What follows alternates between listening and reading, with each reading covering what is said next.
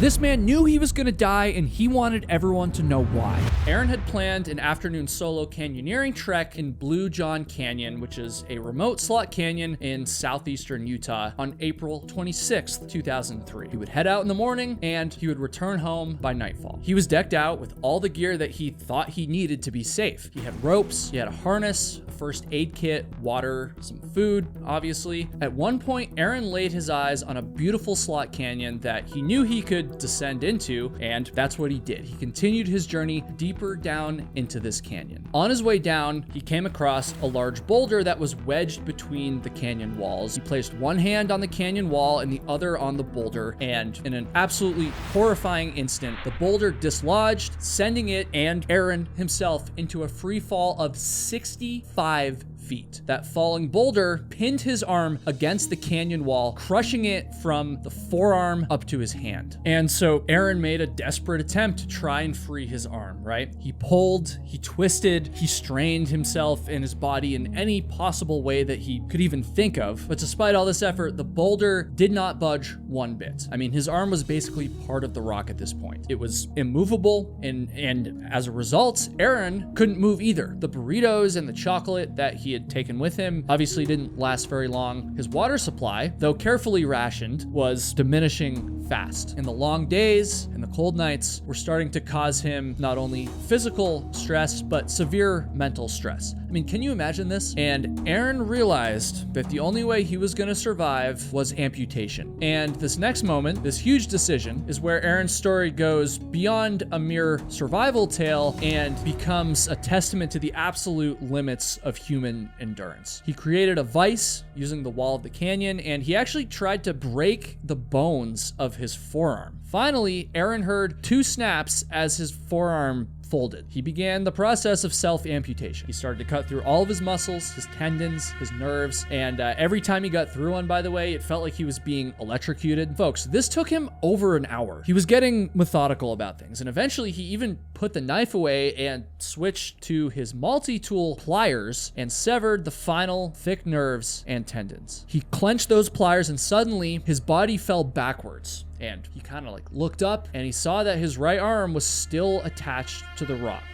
which is brutal. But after over 5 days of being trapped in this moment, Aaron was free, but he still had many miles of terrain to cover before he could get help. And so he kind of stumbled through Blue John Canyon, just praying that he would see someone. And sure enough, this family of 3 from the Netherlands ran up to Aaron and offered him some water. The family leaped into action and Aaron was airlifted to a hospital in critical condition.